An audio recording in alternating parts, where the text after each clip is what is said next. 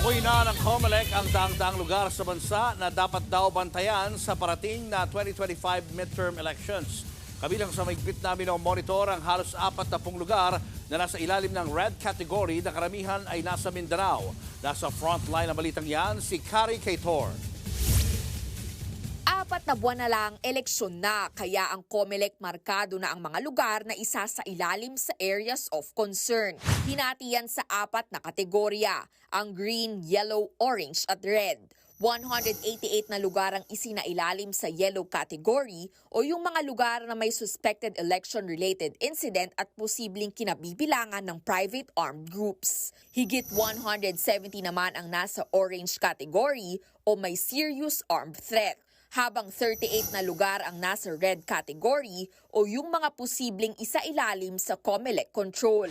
Ayon sa COMELEC, karamihan ng mga nasa red category o yung mga posibleng magkagulo nasa Bangsamoro Region o BARM. Pero mas marami naman daw yung mga nasa green o yung mga lugar na walang banta sa seguridad.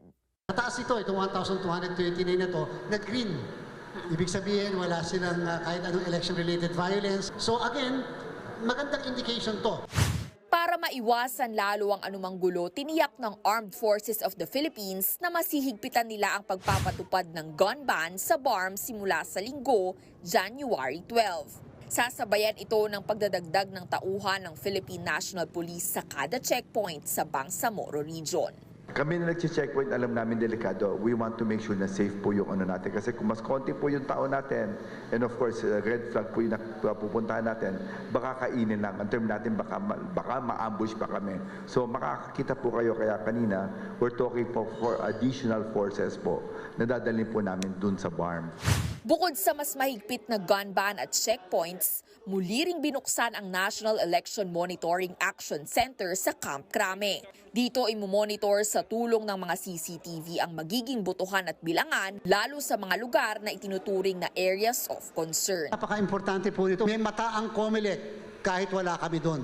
Sa ngayon, nasa 120 insidente ng karahasan na ang naitala sa buong bansa nitong 2024. Pero 12 pa lang daw dyan ang hinihinalang election-related. Kaya babala ni COMELEC Chairman George Garcia, Sa lahat ng mananakot at gagawa ng krimen at karahasan sa lahat ng botante natin, sa lahat ng mga election officials namin lalo sa field, at sa lahat ng electoral board members, we will make your lives difficult.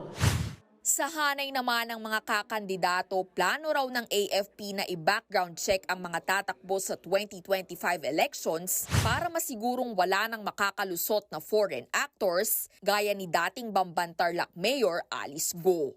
Pag meron po kaming nakita na mga red flags, we will inform the COMELEC about this. Nagbabalita mula sa Frontline, Kari Kaitor, News 5. Mga kapatid, Julius Babaw po. Iba na ang may alam at may pakialam sa panahon ngayon.